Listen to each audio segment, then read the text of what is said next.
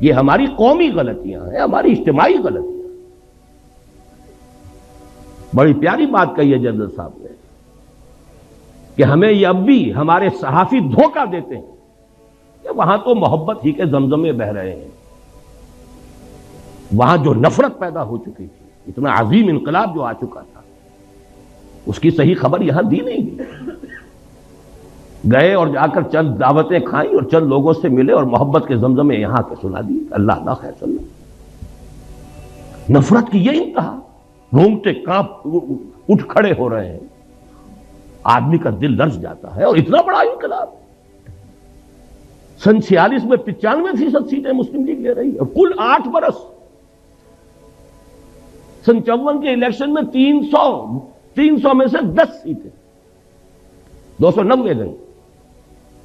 کچھ تو ہوا ہے، کوئی قیامت تو بپا ہوئی ہے۔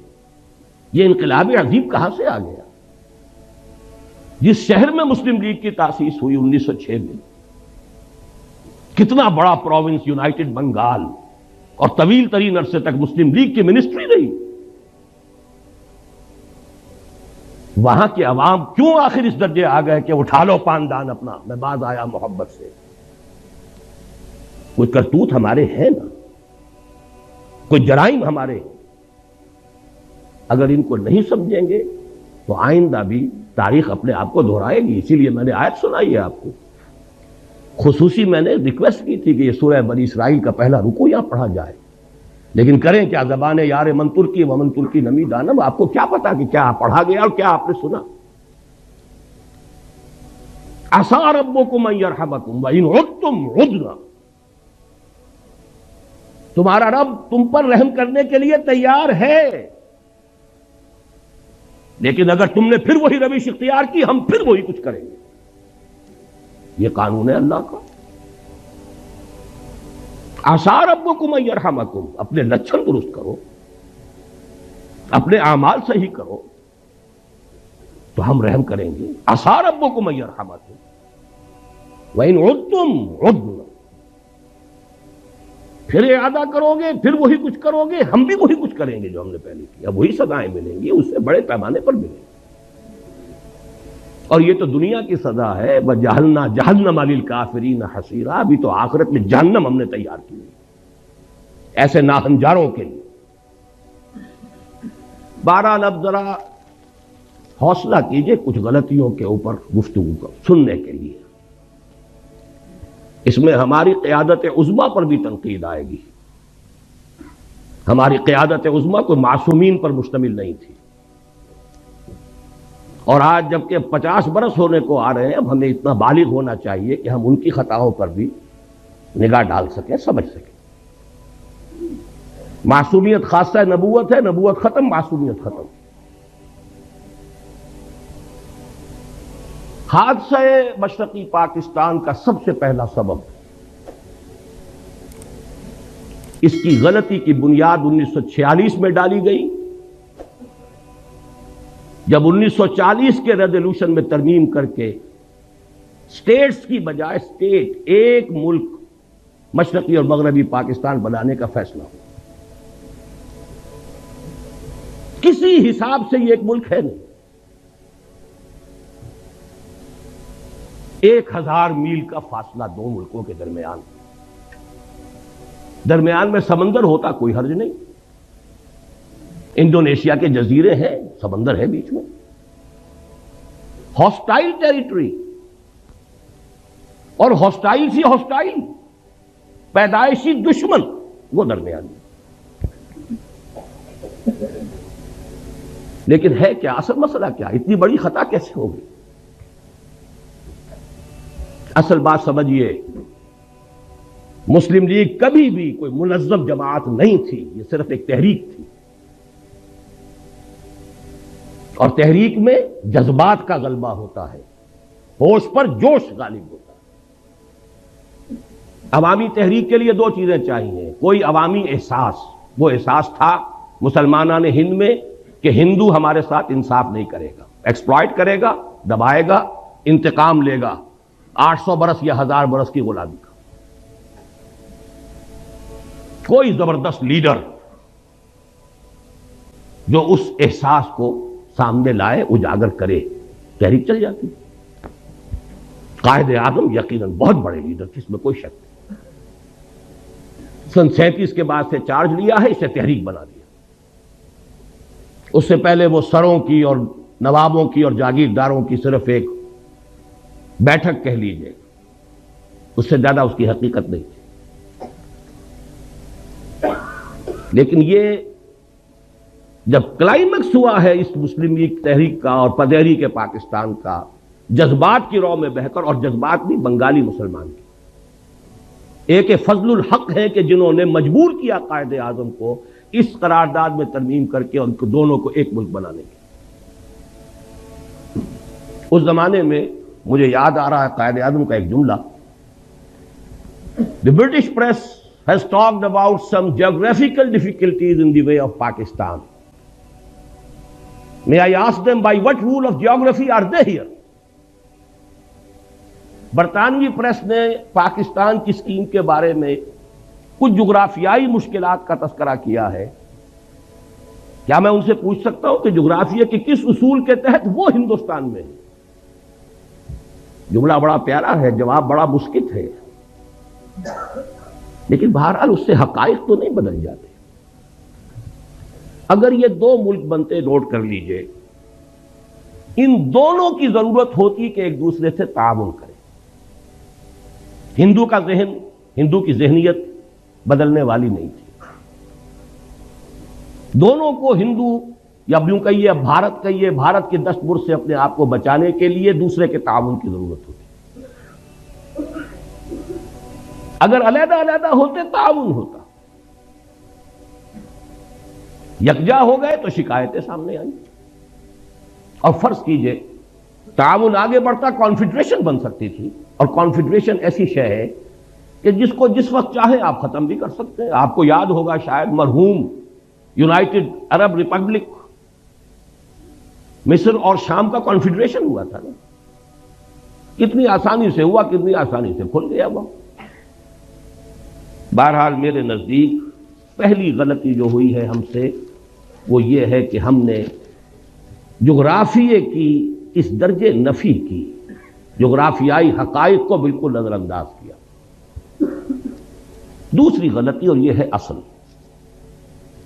میں یہ مانتا ہوں انسانی جذبہ جغرافیے کو شکست دے دیتا، اور دیا اس نے۔ آخر جب یہ دونوں خطے ایک ملک بنے تو شکست دی کہ نہیں دی؟ انسان اشرف المخلوقات ہے، اس میں بڑی قوتیں اللہ نے رکھی ہیں، اس کے لیے پوری کائنات مسخر کی ہے، اس کے سامنے سارے فرشتوں کو جھکا دیا گیا تھا۔ انسانی جذبہ بہت بڑی شے، لیکن وہ جذبہ تھا اسلام کے حوالے سے، نعرہ تھا اسلام پاکستان کا مطلب کیا، لا الہ الا اللہ۔ اس جذبے کی ہم نے قیام پاکستان کے فوراً بعد نفی کر دی، اس کا گلا گھونٹ دیا۔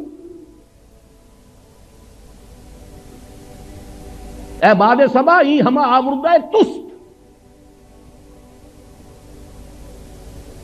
ہونا یہ چاہیے تھا کہ فوری اعلان ہوتا کہ یہاں پر یہ اسلامی ریاست ہوگی، یہاں نظام خلافت ہوگا، اور اس سے بھی آگے بڑھ کر یہ تو پین اسلامزم کی طرف پہلا قدم ہے۔ آپ کو یاد ہوگا گاندھی نے بڑے ممیاتے ہوئے ایک دفعہ قائد اعظم سے بات کی تھی، آپ کے پاکستان کا مطلب پین اسلام تو نہیں؟ کانپتا تھا ہندو پین اسلام کے تصور سے کہ یہ تو پہلا قدم ہے، عالم اسلام کہاں سے کہاں جائے گا یہ۔ ہم نے دونوں کی نفی کر دی۔ چاہے مسلم لیگ کی قیادت، دیکھیے نیتوں کا حال اللہ جانتا ہے، ہم نہیں جانتے۔ ہو سکتا ہے کہ مسلم لیگ کی قیادت اپنے ذہن میں، اپنے دل میں خالص اسلامی نظریات رکھتی ہو، اور یہ صرف مصلحت وقت کا تقاضا سمجھا ہو کہ اس وقت پوری دنیا میں پوری دنیا کو دشمن نہ بنا لیا جائے۔ بہرحال ہم نے چاہے مصلحتاً کیا ہے، چاہے یہ کہ ہمارا نظریہ ہی یہ تھا، واللہ عالم، کیا یہ ہے کہ ہم نے دنیا کے سامنے پاکستان کو انٹروڈیوس کرایا ہے ایک سیکولر جدید مغربی ریاست کی حیثیت۔ چنانچہ اس کا پہلا وزیر قانون ایک ہندو اور پہلا وزیر خارجہ ایک قادیانی، اصل بات یہ ہے 100 غلطیوں کی ایک غلطی ہے، آخر لوگ پاگل تو نہیں ہیں، کودن تو نہیں ہے، احمق تو نہیں ہے، ہر چیز کا ایک نتیجہ نکلتا ہے۔ اگر وہ پاکستان کا مطلب کیا لا الہ الا اللہ اس نے پورے ہندوستان کے مسلمانوں کو گیلوینائز کر دیا تھا، آگ بھر دی تھی، تو بہرحال ان چیزوں سے اوس بھی پڑی ہے، جذبات ٹھنڈے پڑے، جوش و خروش ختم، اسٹیم آؤٹ۔ پاکستان کی ہم نے اس پوری تحریک کی نفی کی۔ میں پھر کہہ رہا ہوں، نیت کا معاملہ اللہ جانتا ہے، مصلحت کے تحت بھی ہو سکتا ہے، لیکن اس مصلحت کا نتیجہ بہت ہمارے حق میں خطرناک اور خوفناک نکلا۔ وہ جملہ قائد اعظم کا very soon Muslims will cease to be Muslims and Hindus will cease to be Hindus. Not in the religious sense, because religion is the private affair of the individuals, but in the political sense. پوری تحریک پاکستان کی نفی ہے۔ اگر یہ secularism نہیں ہے تو سیکولرزم اور کس بلا کا نام ہے؟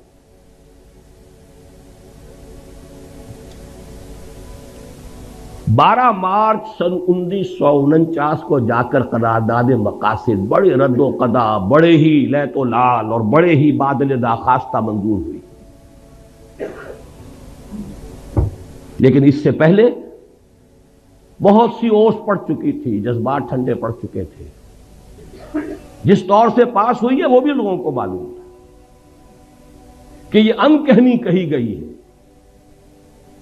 یہ پتہ نہیں معلوم ہے آپ کو کہ نہیں، ہندوؤں میں یو پی کے کچھ علاقوں میں جہاں مسلم تہذیب کا غلبہ تھا، وہاں ہندوؤں میں ایک رواج تھا کہ جب کسی کی جان نہیں نکل رہی ہوتی تھی، نزع کا عالم بہت طول کھینچ جاتا تھا، تو وہ کہتے تھے کہہ دے بھائی انکہنی کہہ دے تاکہ تیری جان نکل جائے، تو وہ لا الہ الا اللہ کہہ دیتا تھا، جان نکل جاتی تھی۔ یہ انکہنی تھی۔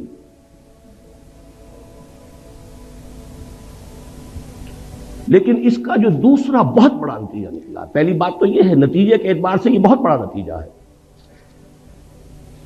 لیکن دوسرا کانسٹیٹیوشنل جو ہمارا مسئلہ ہے اس کے اعتبار سے جو عظیم نتیجہ اس کا برآمد ہوا، ویسٹرن ڈیموکریٹک نارمز، پرنسپلز، اصول کیا ہیں؟ ان اصولوں پر پاکستان کے لیے کوئی دستور بنانا متحدہ پاکستان کے لیے ناممکن تھا۔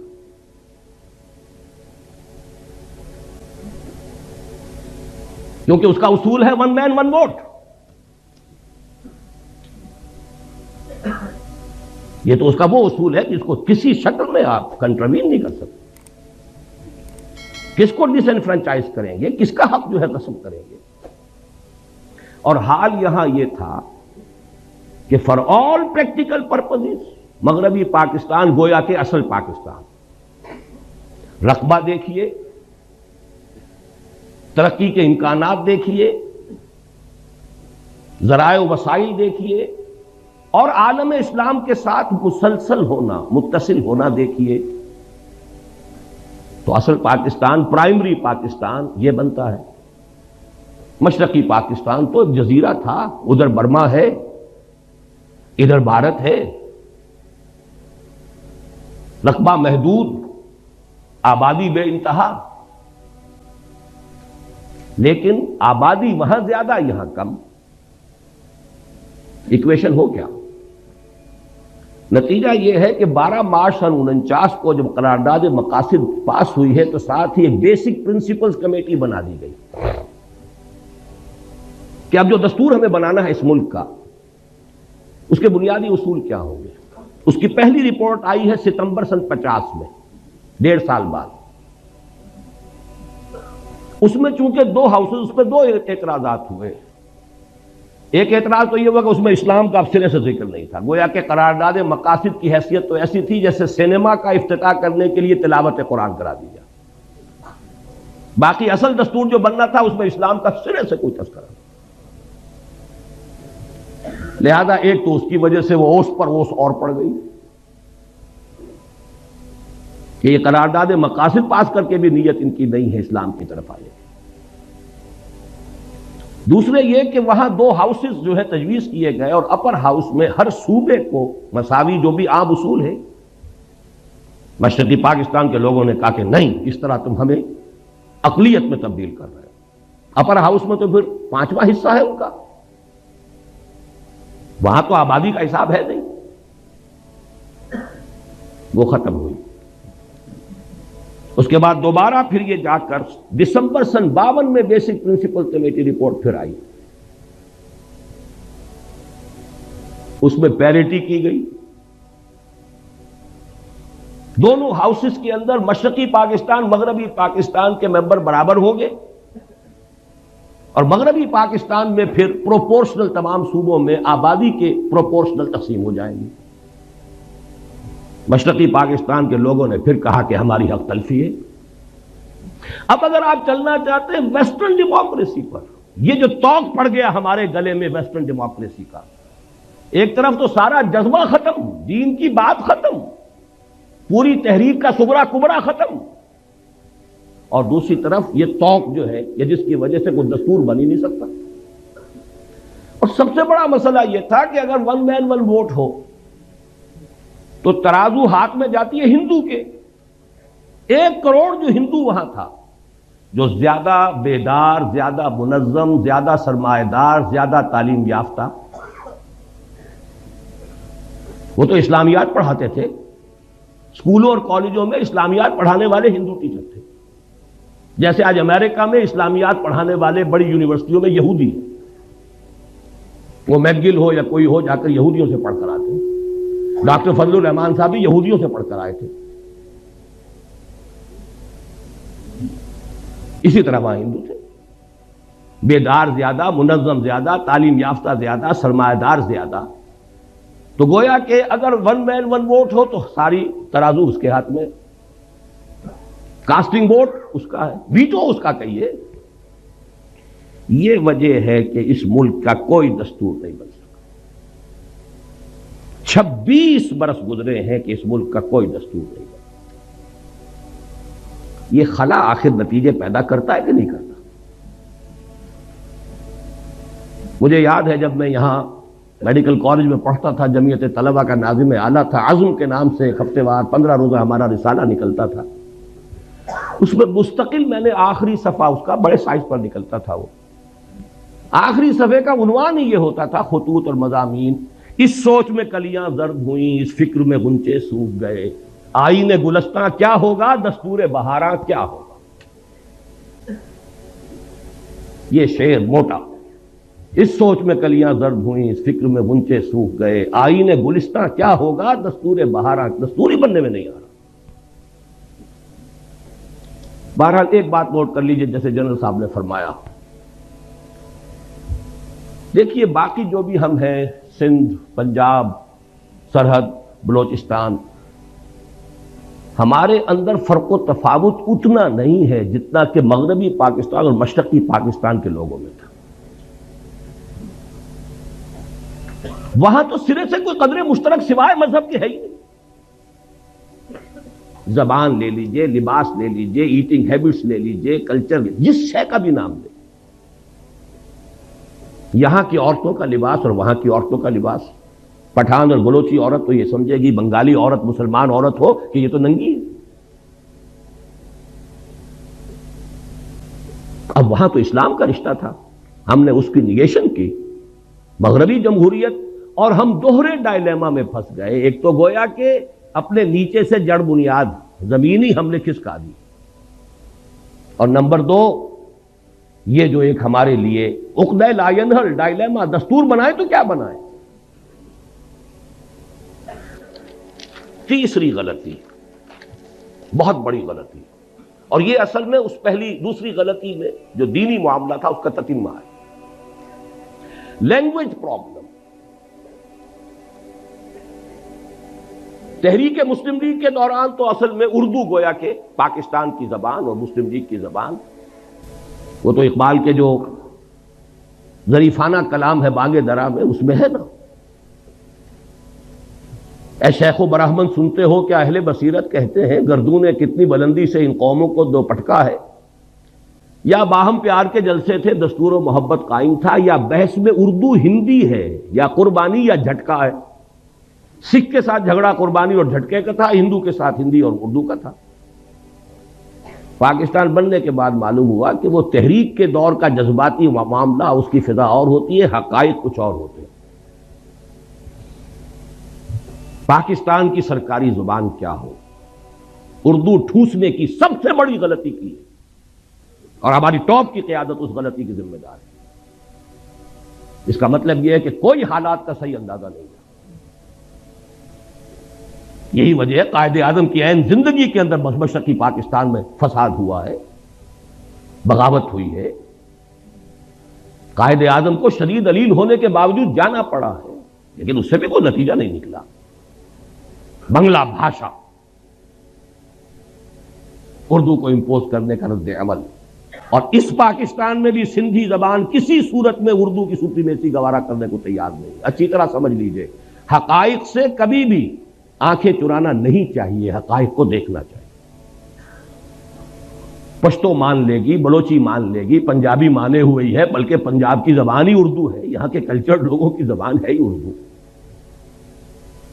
لیکن یہ کہ سندھی کبھی تیار نہیں ہے. ان کا دعویٰ بھی ہے، بہت قوی ہے، ہماری زبان قدیم ہے، یہ کل کی چھوکری ہے، 300-400 برس سے زیادہ اس کی تاریخ نہیں اردو کی. سب سے پہلی تفسیر قرآن مجید کی جو غیر عربی زبان میں لکھی گئی وہ سندھی میں لکھی گئی. بہرحال تھے اس ملک کے کچھ ویل وشرز. سر آغا خان نے کہا تھا، اور زاہد حسین مرحوم، the first governor of the state bank of Pakistan, کہ عربی زبان کا اعلان کرو، اور زیادہ سے زیادہ عربی کی تعلیم کمپلسری کر دی جاتی تو میکسیمم 20 برس میں اگر انگریزی یہاں اتنی ہم نے سیکھ لی کہ انگریزوں کو پڑھا دیں تو کیا عربی نہیں سیکھ سکتے تھے؟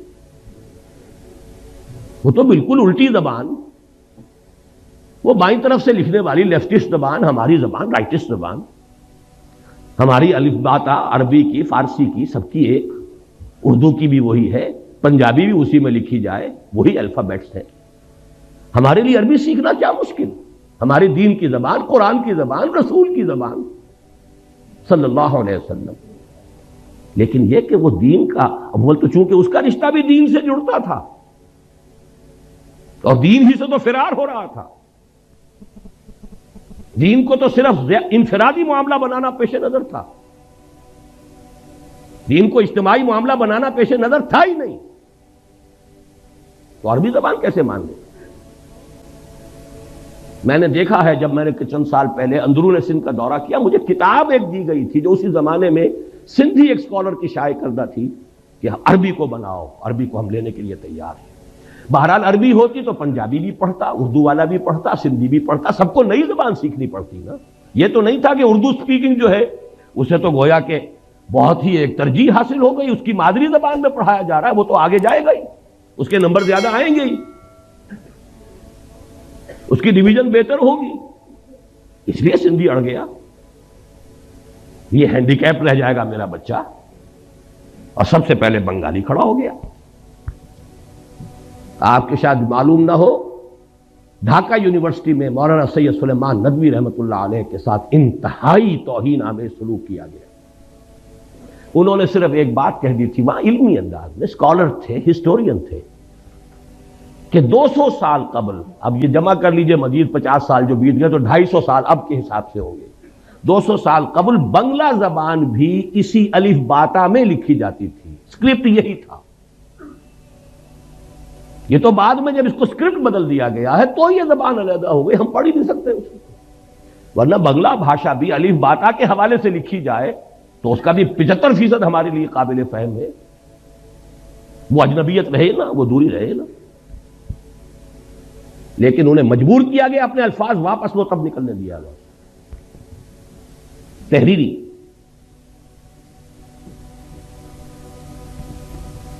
چوتھی بڑی غلطی، ان سب چیزوں کا نتیجہ اصل میں کیا نکلا؟ ڈس ایلیوژنمنٹ. ایک لفظ کافی. یہ کہاں کا اسلام تھا؟ یہ جا کدھر رہے ہیں؟ ملک بنا کیوں تھا؟ میں بھی مانتا ہوں جو کہا جنرل صاحب نے، ایوریج مغربی پاکستانی کے مقابلے میں ایوریج مشرقی پاکستانی زیادہ مذہبی آدمی ہے۔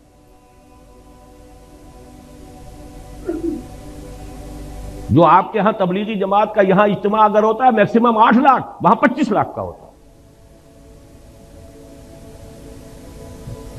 یہی تو وجہ تھی نا کہ مسلم لیگ وہاں بنی، یہی تو وجہ تھی کہ یونائٹڈ بنگال میں کتنے عرصے خواجہ ناظم الدین وزیر اعلیٰ رہے۔ یہاں تو آپ کے یہاں یونینسٹ جو تھی گورنمنٹ تھی آخری وقت تک، مسلم لیگ کی حکومت یہاں ایک دن کے لیے نہیں بنی۔ سرحد میں جو ہے آخری وقت تک کانگریس کی حکومت تھی۔ لے دے کے اگر کوئی تھا تو اس پاکستان میں صرف سندھ تھا کہ جہاں مسلم لیگ کی منسٹری تھی، اور وہ بھی کہہ رہا ہے اب اٹھا لو پاندان اپنا۔ یہی 2 صوبے تھے، مسلم لیگی صوبے تو یہی تھے، پاکستانی صوبے تو یہی تھے۔ پنجاب میں تو آخری وقت یونینسٹ گورنمنٹ تھی۔ یہ ڈس ایلیوژنمنٹ تھا کیا؟ یہ خواب تھا جو کچھ کے دیکھا، جو سنا افسانہ، جذبات پر اوس پڑ گئے۔ باقی چھوٹے چھوٹے فیکٹر اور بہت ہیں۔ ہمارے جو آفیسرز گئے، C S P officers, colonial role کا جو تذکرہ کیا ہے جنرل صاحب نے، ان کا جو ایٹیچیوڈ تھا، اللہ ماشاءاللہ مختلف قسم کے لوگ بھی تھے، لیکن معدود چند، اشاد کل معدوم، اکثر و بیشتر جو ہے نفرت کے ساتھ انہیں دیکھتے تھے۔ یہی معاملہ سندھ میں ہوا ہے، اس کا رد عمل ہوا ہے۔ بہرحال اس کے اوپر جلتی پر جس کو کہتے ہیں ٹیل، وہ مارشل لا۔ مارشل لا کا مطلب فوج کی حکومت۔ فوج صرف مغربی پاکستان کی ہے، مشرقی پاکستان کا اس میں کوئی، گویا کہ مغربی پاکستان اب حاکم ہو گیا مشرقی پاکستان، اور مغربی پاکستان تو وہ کہتے ہیں تو پنجابی فوج کہتے تھے۔ ہم نے پنجابیوں کا غلام بننے کے لیے یہ پاکستان نہیں بنایا تھا۔ دلیل قوی تھی، کوئی آج رد کر دے اسے۔ ان کے فیکٹس اینڈ فگرز تھے، آخر دشمن تو بیٹھا ہوا تھا، 1 کروڑ ہندو بیٹھا ہوا تھا، انہیں تو سیبوٹاج کرنا ہی کرنا تھا، لیکن ان کے ہاتھ میں ہتھیار تو ہم نے دیے ہیں نا۔ وہ ہندو وہاں تھا، اس کے باوجود پاکستان بنا، despite of them, in spite of them Pakistan بنا۔ لیکن جب آپ نے اپنی منزلی بدل لی، اپنا قبلہ کعبہ ہی تبدیل کر دیا، آپ نے اسلام کی بجائے مغرب کی سیکولر جمہوریت کو اپنا اصل اصول قرار دیا، تو ظاہر بات ہے نفی ہو گئی۔ اور اس پر جلتی پر تیل کا کام فوج کی حکومت۔ فوج کی حکومت بھی کیوں آئی سمجھ لیجیے، یہ بھی کوئی اللہ تعالیٰ کی طرف سے عذاب تو نہیں تھا، اس لیے کہ مسلم لیگ پارٹی تھی نہیں، وہ تو تحریک تھی۔ تحریک کا کام ہی یہ ہوتا ہے کہ ایک دفعہ مقصد حاصل ہوا اس کے بعد ختم۔ تحریک کا تو اصول ہے یہ۔ کانگریس پارٹی تھی، آج تک اس کی حکومت چل رہی ہے، وہاں کوئی تھوڑا سا عرصہ آ گیا جنتا دل اور یہ اور وہ، کانگریس ہے، کم سے کم 40 برس تک تو اس کی حکومت چلتی رہی۔ پارٹی تھی، کارڈرز تھے، ڈسپلن تھا، کانسٹیٹیوشن تھا۔ مسلم لیگ تحریک تھی صرف، اور یہ اس میں کوئی بات نہیں ہے، اس لیے کہ حالات کا کچھ تقاضا ایسا تھا، صورتحال جو ہے وہ اتنی فرصت تھی نہیں کہ اس کی ایک تنظیم کا استحکام کا معاملہ کیا جا سکتا۔ لیکن دی فیکٹ ریمینز، حقیقت کو تو بہرحال ماننا پڑے گا کہ مسلم لیگ ایک پارٹی تھی نہیں۔ قائد اعظم کہتے تھے میری جیب میں کھوٹے سکے، سیدھی سیدھی بات۔ اب اس سے بڑی گواہی اور کس کی درکار ہے؟ لہذا پاکستان بنا، مسلم لیگ تحلیل، تھوڑا عرصہ سول بیوروکریسی نے عیش کیا، اور اس کے بعد آرمی نے سنبھال لیا سیدھا سیدھا۔ لیکن نتیجہ کیا ہوا؟ ڈس انفرانچائز۔ آپ کا جو جنرل صاحب فرما رہے تھے کہ اکثریت کیوں علیحدہ، اکثریت تو علیحدہ ہو ہی جائے، اکثریت کو تو آپ نے غیر مؤثر کر دیا، فوج کی حکومت ہو گئی۔ اور پھر جو ان کے فیکٹس اینڈ فگرز آتے تھے، ہماری کل آمدنی کا اتنا بڑا حصہ فوج پر خرچ ہوتا ہے، فوج ساری مغربی پاکستان کی ہے، کہ وہ جگتو فرنٹ جو ہے اس نے وہ شکست دی ہے عبرتناک۔ سن 54 میں 300 میں سے 10 سیٹیں مسلم لیگ، 8 برس میں انقلاب عظیم۔ کہاں سن 46 کے اعداد و شمار ابھی آپ جنرل صاحب سے سن چکے ہیں، 46 اور 54 میں کل 8 برس، اور انقلاب عظیم جو ہے وہ پیدا ہو گیا۔ 5ویں غلطی رہی صحیح جس کو کہتے ہیں آخری کیل ٹھوک دی آپ نے دارالخلافہ کراچی سے اسلام آباد. یہ کاسموپولیٹن سٹی تھا، ساحلی تھا، مشرقی پاکستان کے ساتھ اس کے روابط سمندری اور بحری بھی تھے، وہ سستے تھے. ہوائی سفر تو اس وقت تک جو ہے وہ تو بہت ہی کاسٹلی، بہت صرف سرمایہ داروں کی شے تھی. آپ نے وہاں سے کیپٹل منتقل کیا اور بہت سے بڑے مخلص مشرقی پاکستانیوں نے کہہ دیا تھا دس از دی بگننگ، پاکستان کے خاتمے کا یہ نقطہ آغاز ہے. بہرحال نتیجہ یہ نکلا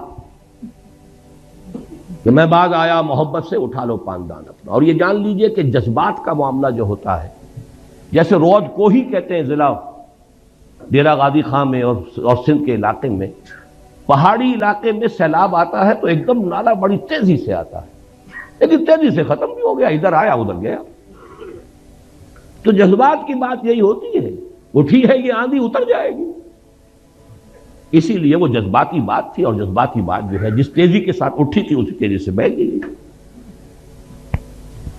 لیکن آخری اور ہماری ہمالیہ جیسی غلطی کیا ہے؟ اب اس کو سمجھیے. باقی ساری غلطیاں جو ہیں ان کے اوپر جو مہر تصدیق آخری سب ہوئی ہے.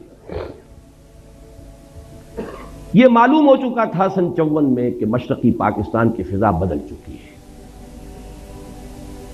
حقائق کو تسلیم نہ کرنا، اممیچورٹی، سیاسی قیادت کا خلا، مسئلے کی حقیقت کو سمجھ کر اس کا حل کرنا، اس کی بجائے طاقت کا استعمال، یہ ہے آخری غلطی.